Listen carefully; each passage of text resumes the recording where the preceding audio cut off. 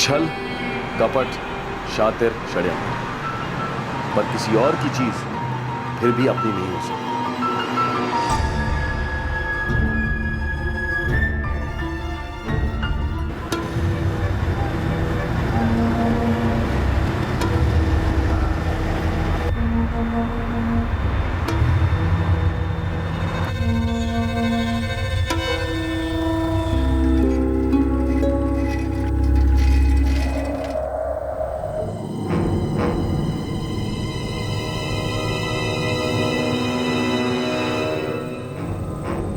ए मोहन, ए बंसी, શું થાય? आ जुओ।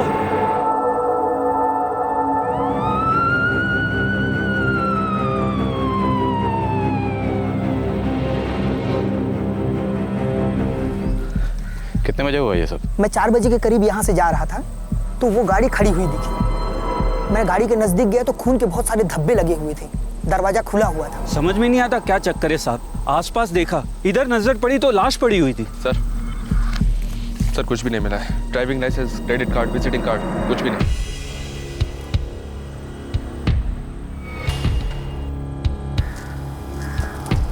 दुपट्टा है किसी लेडीज का। इलाके की छानबीन करो, हो सकता है कि लेडीज जख्मी है। क्या?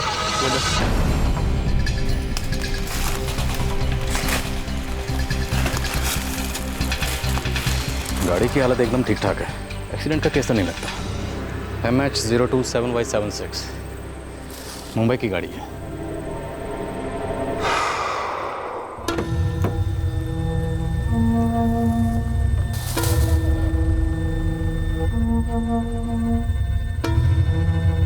देखिए खोलो।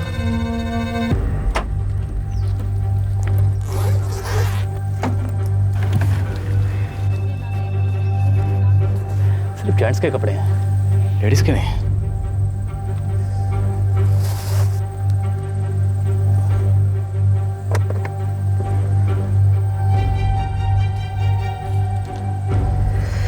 ये डायरी काम आएगी। बॉडी को पोस्टमार्टम के लिए आनंद हॉस्पिटल भिजवा दो। Yes sir. मौत एक्सीडेंट से नहीं हुई है, ये बात तो पक्की है। काफी खून बह जाने से मौत हुई है। कोई तेज धार ब्लेड या फिर कोई कटर या फिर ऐसी कोई धार वाली चीज से। उम्र 50 के करीब होगी। 55 से ऊपर तो लगता है। सुसाइड हो सकता है? हो सकता है, पर सुसाइड करने के लिए कोई 1 या 2 कट करेगा, इतने सारे क्यों, और वो भी दोनों हाथों पर।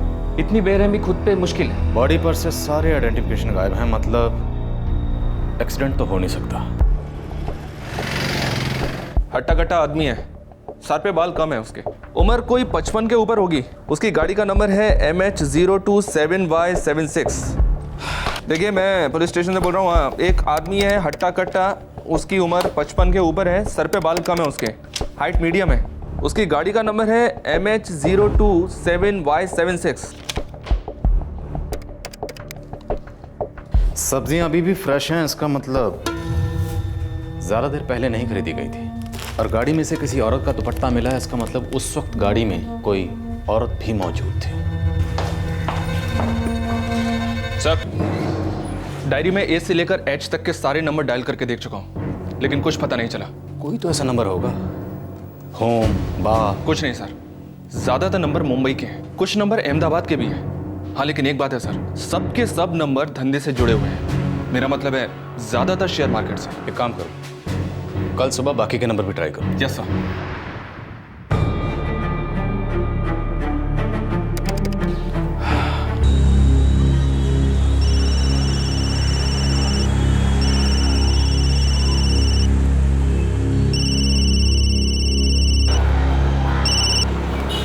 हेलो, मुकेश कोरडिया। हाँ जी बोल रहा हूँ। आप कौन? बोर्डसद पुलिस गुजरात से, सब इंस्पेक्टर गढ़वी। जी बोलिए। देखिए हमें एक आदमी की लाश मिली है। इस मरने वाले आदमी की गाड़ी से एक डायरी मिली है जिस पर आपका नंबर लिखा हुआ है। हमें इस आदमी के बारे में आपसे जानकारी चाहिए। जी बताइए। आदमी हट्टा कट्टा है, हाइट मीडियम है उसकी, सर पे बाल कम है, उम्र यही कोई 55 के ऊपर होगी। उसकी गाड़ी का नंबर है MH027Y76। ऐसे किसी नाम के आदमी को आप जानते हैं या फिर इस नंबर की किसी गाड़ी को जानते हैं? उसमें डरने का क्या, बिंदास खरीद लेने का। आओ मुकेश भाई, मैं बोरीवली जा रहा हूँ, आपको रास्ते में छोड़ देता हूँ।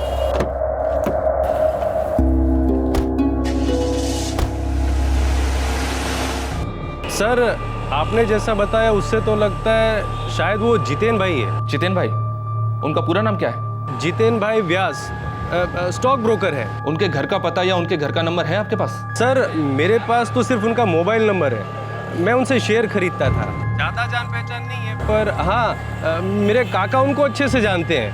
उन्होंने जितेन भाई से मेरी मुलाकात कराई थी। मुझे जितेन व्यास का मोबाइल नंबर दो और अपने काका का भी। हाँ सर, एक मिनट। हाँ सर, एक मिनट।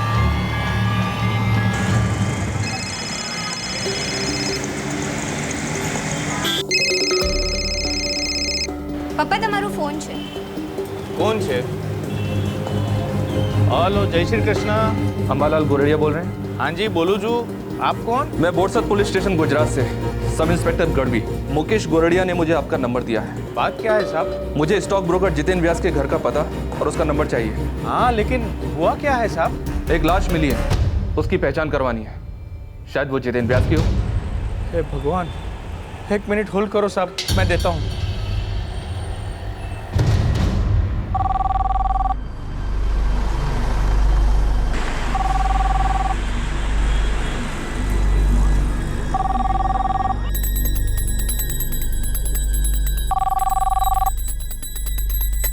कौशल, फोन तो उठा लेता ना। लैंडलाइन है मम्मी, मेरा फोन हो ही नहीं सकता। फोन उठा लेगा तो हाथ जड़ जाएंगे क्या?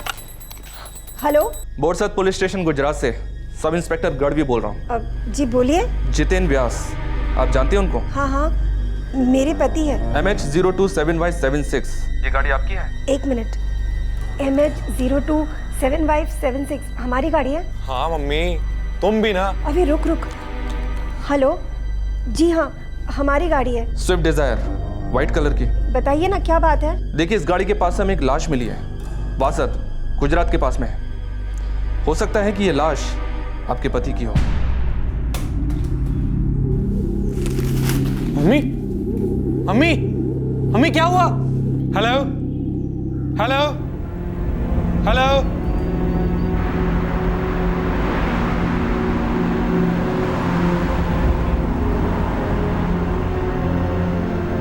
वासद में गाड़ी, मुझे ये भी नहीं पता था कि पापा अहमदाबाद गए हुए। क्या जितेन कल लौटने वाला था अहमदाबाद से? पता नहीं, वो घर में कभी कुछ बताते थे।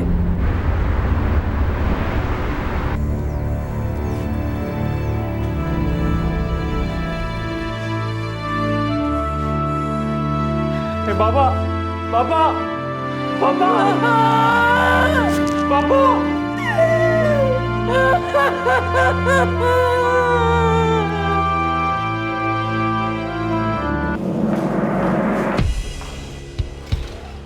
सर, व्यास फैमिली ने बॉडी पहचान ली है। मरने वाले का नाम है जितेन व्यास, उम्र 58 साल।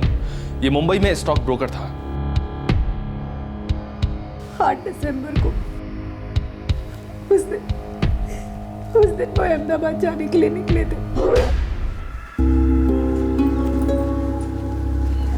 जी आप कब तक लौटेंगे? पता नहीं।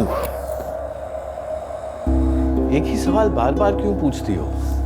कितनी बार बोला है, जब मैं बाहर जाता हूं तो टोका मत करो। काम कब खत्म होगा अभी से कैसे बता सकता हूं? लेकिन हर बार वही सवाल, कब लौटोगे? उन्होंने बताया नहीं कि वो अहमदाबाद किस काम से आए थे? पापा कभी कुछ बताते ही नहीं थे। कहाँ जा रहे हैं, क्या काम है, कब लौटेंगे, और अगर कभी पूछो तो मम्मी पे नाराज होते थे। वो कभी भी चले जाते थे, अचानक ही घर से निकल जाते थे। कुछ पता नहीं चलता था कि वो कहाँ गए, कब वापस लौटेंगे, क्यों गए, कुछ नहीं। उनके अहमदाबाद आने के बाद से आप में से किसी की उनसे फोन पे बात नहीं हुई? 13 दिसंबर को मैंने उन्हें फोन किया था, ये पूछने के लिए कि वो ठीक है कि नहीं। ठीक होना का क्या मतलब है? तुम्हें कितनी बार बोला है? मुझे ऐसे फालतू सवाल पूछकर मेरा समय बर्बाद मत करो। वापस कब तक आओगे? जब काम खत्म होगा तो मैं घर ही आऊंगा। तुम्हें मुझसे कोई काम था? नहीं नहीं, ऐसे ही पूछा। अब फोन रखता हूँ, लेट हो रहा है, काम पे निकलना है।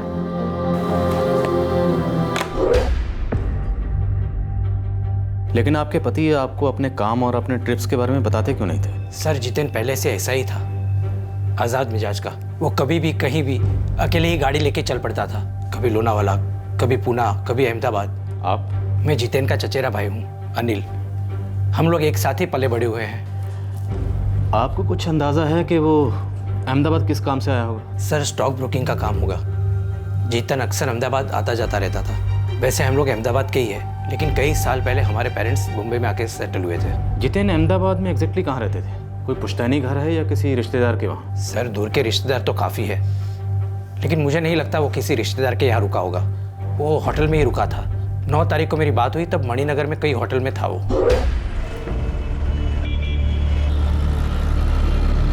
क्या अनिल, काम पे निकलूंगा तो पूरी फैमिली को साथ लेके जाऊंगा। तू भी कैसी बात कर रहा है? तेरी बात बराबर है, लेकिन मैं क्या बोलता हूँ, अरे घर पे सबको फिक्र होती है।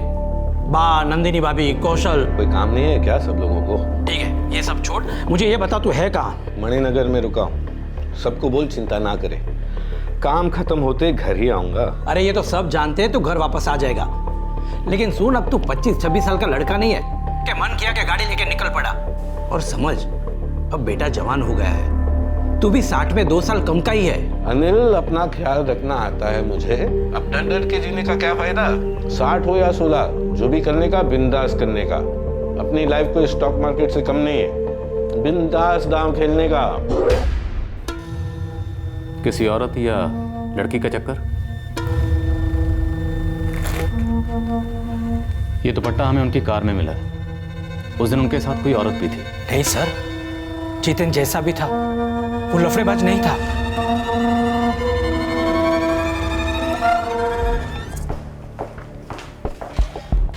सर, जितेन व्यास के सारे कॉल रिकॉर्ड चेक किए हैं, ऐसा कुछ भी नहीं मिला है जो किसी औरत के इन्वॉल्वमेंट की तरफ इशारा करे। उसका मोबाइल भी मिसिंग है। मोबाइल की लास्ट लोकेशन अहमदाबाद थी। और हाँ सर, 15 दिसंबर की रात 9:30 बजे जितेन व्यास का मोबाइल स्विच ऑफ हुआ था। 15 दिसंबर रात 9:30 बजे, मतलब जिस दिन मर्डर हुआ। हम मर्डर स्पॉट पे पहुंचे 15 दिसंबर को शाम को तकरीबन 4:45 बजे, और पोस्टमार्टम की रिपोर्ट के मुताबिक कत्ल 1:30 से 3:30 के बीच में हुआ है। इसका मतलब जिस दिन जितेन व्यास का कत्ल हुआ उस दिन उसका मोबाइल रात को 9:30 बजे तक ऑन था और अहमदाबाद में था, मणिनगर में। एक काम करो, खबरियों को काम पे लगा दो, जितेन व्यास से जुड़ी छोटी से छोटी बात का पता लगाओ। आई एम श्योर कोई ना कोई ऐसी बात जरूर है जिसके बारे में उसकी फैमिली भी नहीं जानती। कई गड़े मुर्दे उखड़ने वाले हैं। इदम विष्णु चक्रमेते दानी दजे पदम समूढ़मस्य पाकु सुरे स्वाहा सहस्रशी रेखा पुरुखा सहस्राक्ष सहस्रपात सभूमिकु सर्वतस्वता तिष्ठत् दशांगुलम पुरुष एवेदकु सर्वंचत् भूतं चच्च भाव्यम उतामृतत्वशेषानो जदन्ने नातिरोहति ये।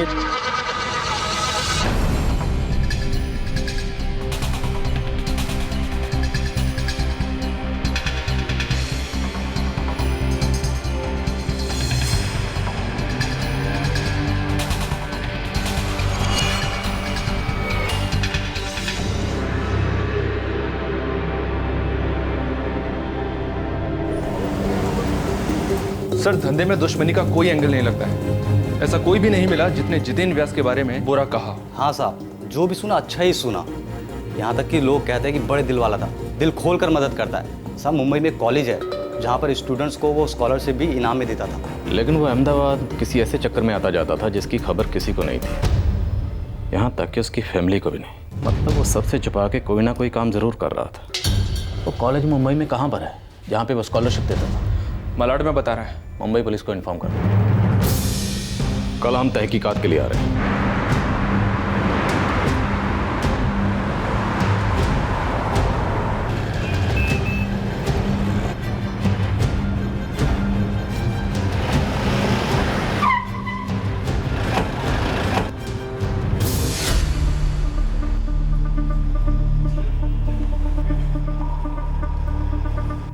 मिस्टर जितेन व्यास ने हमारी कॉलेज के अलावा हमारी संस्था के सभी इंस्टीट्यूशंस को काफी मदद की थी। हमें शक है कि जितेन व्यास के कत्ल में किसी फीमेल का हाथ है। आई एम सॉरी, बट अगर आपको लगता है कि इस बारे में आपको हमसे कोई क्लू मिलेगा तो आप गलत दरवाजा खटखटा रहे हैं। देखिए, जहां तक मैं मिस्टर जितेन व्यास को जानता हूं, वो काफी दिलदार किस्म के शख्स थे। हमारे इंस्टीट्यूट के काबिल स्टूडेंट्स को स्कॉलरशिप देते थे। बस इसके अलावा मैं उनके बारे में कुछ नहीं जानता। जिन स्टूडेंट्स को उन्होंने स्कॉलरशिप दी थी उनकी लिस्ट हमें मिल सकती है? मैं एडमिनिस्ट्रेशन डिपार्टमेंट से बात कर लेता हूँ, आपको लिस्ट मिल जाएगी। Thank you. ऐसी कोई रेगुलर स्कॉलरशिप तो नहीं है इसमें। आखिरी स्कॉलरशिप सर व्यास ने 2 साल पहले दी थी बीकॉम फाइनल ईयर के स्टूडेंट अंकुश पांड्या को। पता करो इस अंकुश पांड्या को, हो सकता है इस केस की कोई कड़ी उसके पास से मिले।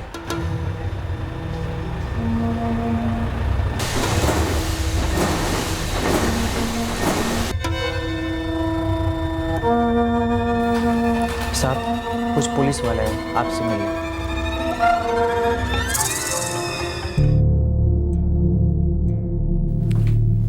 Excuse me sir. मिस्टर अंकुश पांडे जी, आपसे फोन पे बात हुई थी। आप जितिन व्यास को जानते हैं? हाँ, क्या हुआ सर? उनका कत्ल हो चुका है। My God. हमें शक है कि उनके कत्ल में किसी लड़की या औरत का हाथ है। मिस्टर जितिन व्यास ने आपको स्कॉलरशिप दी थी? जी सर। आपसे पहले उन्होंने 2 लड़कियों को और स्कॉलरशिप दी थी। उनके बारे में हमें कुछ पता नहीं चल पा रहा है, तो क्या आप हमें बता सकते हैं कि मिस्टर जितिन व्यास का किसी लड़की के साथ कुछ? नहीं सर, वो तो बहुत ही अच्छे इंसान है। I mean, अच्छे इंसान थे। मैं उनसे पहली बार कॉलेज के एनुअल अवार्ड फंक्शन में मिला था। इस साल का सबसे प्रॉमिसिंग स्टूडेंट का अवार्ड जाता है दिव्या कामत को।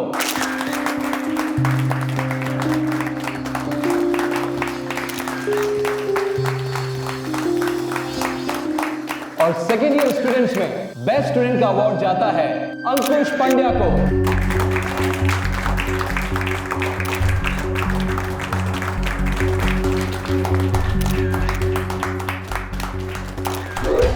और अगले ही दिन हमारे प्रोफेसर साहब ने मुझसे कहा कि जितेन व्यास जी मुझसे अपने ऑफिस में मिलना चाहते हैं। बैठो। It's okay sir, fine. बैठो अंकुश, खड़े मत रहो, बैठो। Thank you sir. अंकुश, मुझे तुम्हारे कॉलेज से पता चला है कि तुम बहुत ब्रिलियंट स्टूडेंट हो। सर अब इस पे मैं क्या कहूँ, बस ट्राई करता रहता हूँ अपना बेस्ट देने की। अंकुश, तुम फाइनल ईयर में हो, राइट? Yes sir.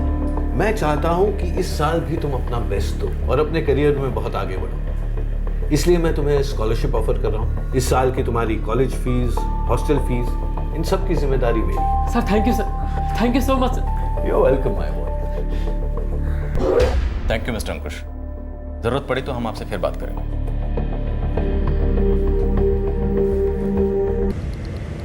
कहीं ऐसा तो नहीं जितेन व्यास दोहरी जिंदगी जी रहा था? मुंबई और अहमदाबाद और इसकी इस दोहरी जिंदगी के बारे में कोई नहीं जानता था, खासकर इसकी फैमिली जो मुंबई में रहती। लेकिन सर ऐसा भी तो हो सकता है फैमिली वाले को जानते हो पर छुपा रहे हैं। Quite possible.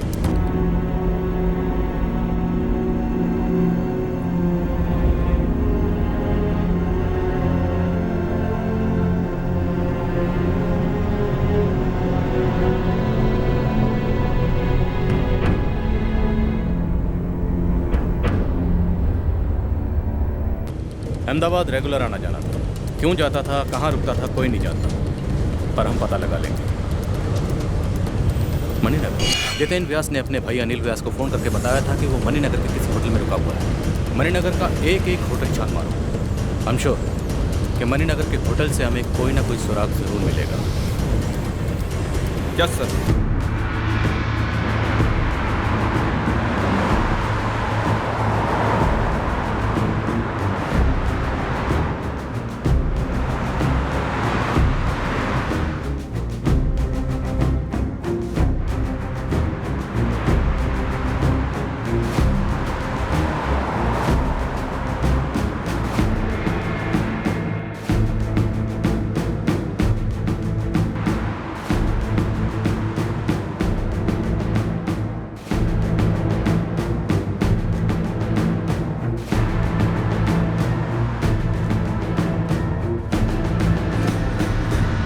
हाँ, ये मिस्टर जितेन व्यास है, हमारे होटल के क्लाइंट हैं।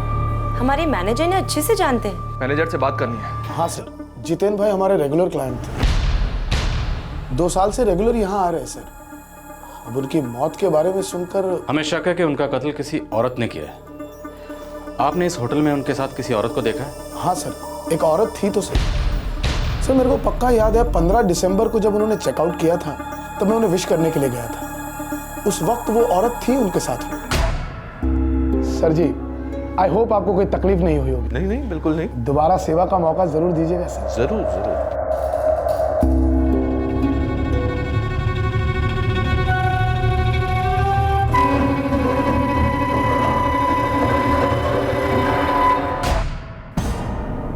उस औरत ने ये दुपट्टा ओढ़ रखा था?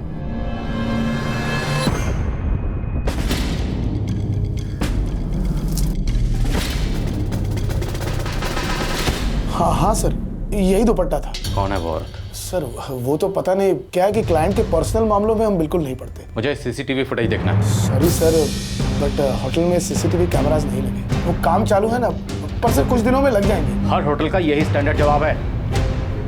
कोई रूम सर्विस बॉय, कोई फ्रंट डेस्क स्टाफ, जो भी इस औरत के बारे में कुछ भी बता सके, जल्दी बुलाइए उसे। साहब, उस औरत को मैंने जितेंद्र साहब के साथ कई बार देखा इस होटल में आते जाते। उस औरत का नाम जानते हो? नहीं साहब। उस औरत के बारे में कुछ भी देखा हो, सुना हो, कुछ भी?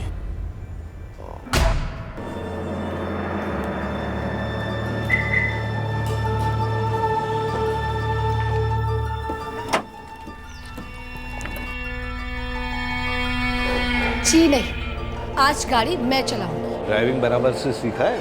आप देखो तो सही, मेरे इंस्ट्रक्टर ने ये कहा है कि मैं पैदाशी ड्राइवर हूँ। आपको पता है 2 महीने का कोर्स था और मैंने 15 दिन में ही पूरा कर लिया, और अब तो मेरे पास लाइसेंस भी है। चलिए आप बैठिए। Alright, thank you sir. चलिए चलिए।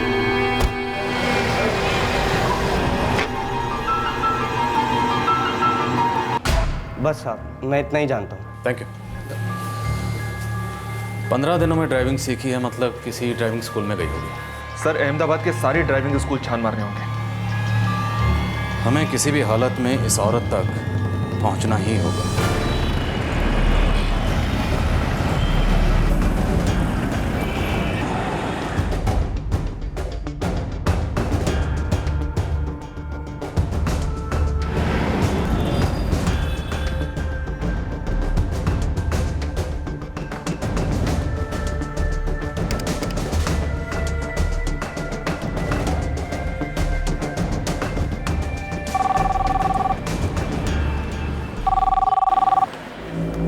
Hello, Akeel driving school. देखिए, एक लड़की है, दुबली पतली है, गोरी है। उसने 15 दिनों के अंदर अंदर ड्राइविंग सीखी थी। 15 दिन में? हाँ साहब, एक लेडी थी, हाथ काफी साफ था उसका, पिछले महीने गाड़ी सीख के गई। जरा अकील ने जिस औरत का हुलिया बताया था, उससे तो लगता है ये वही औरत है। Let's hope. तुम्हारे पापा एक बहुत अच्छे इंसान थे, और इतने सालों में उन्होंने कभी भी खुले मन से मुझसे बात नहीं की। कहाँ जाते थे, क्या करते थे, उन्होंने कभी कुछ नहीं बोला। पता नहीं उनके दिमाग में क्या चलता रहता था। क्या पापा का अफेयर था किसी के साथ? वो मुझसे खुश नहीं थे,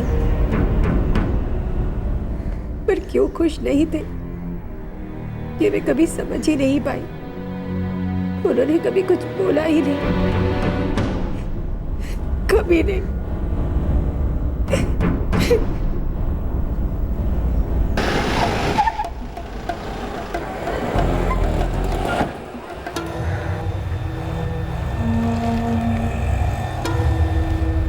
साहब, ये दुपट्टा तो मैं नहीं पहचानता, पर आप लोगों ने जो हुलिया बताया है, ऐसी एक लेडी को मैंने ट्रेनिंग दी थी।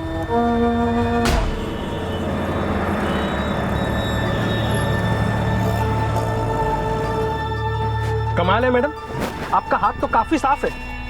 आप तो पैदाइशी ड्राइवर हो।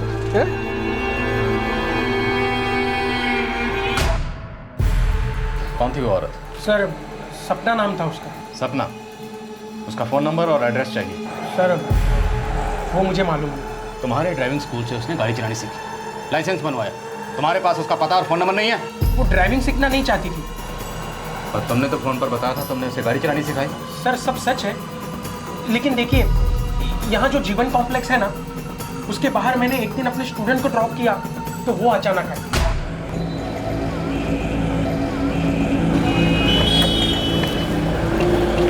चल। एक्सक्यूज मी, मुझे ना ड्राइविंग सीखनी थी। सिखा देंगे ना मैडम जी, उसमें क्या है? एक्चुअली ना मुझे ड्राइविंग आती है, बस थोड़ी प्रैक्टिस की ज़रूरत है। जी, वो भी करा देंगे। कल से शुरू करें? जी हाँ, बिल्कुल, क्यों नहीं। सर जी, वो सिर्फ हाथ साफ करना चाहती थी, मैं उसको जीवन कॉम्प्लेक्स से 4 बजे पिकअप करता था और उधर ही छोड़ देता था।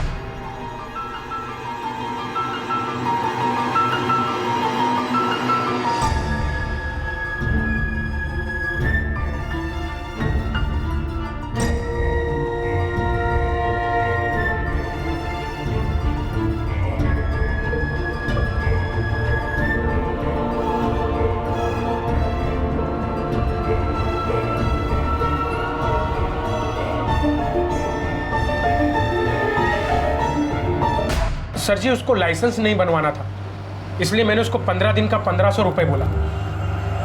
लेडीज लोग पे आदमी लोग आराम से भरोसा कर जाता है, यही मिस्टेक हो गई। वो जीवन कॉम्प्लेक्स में नौकरी करती थी? वो तो पता नहीं, लेकिन रोज वहीं मिलती थी। है कहाँ ये जीवन कॉम्प्लेक्स? जी यही, ये मणिनगर में।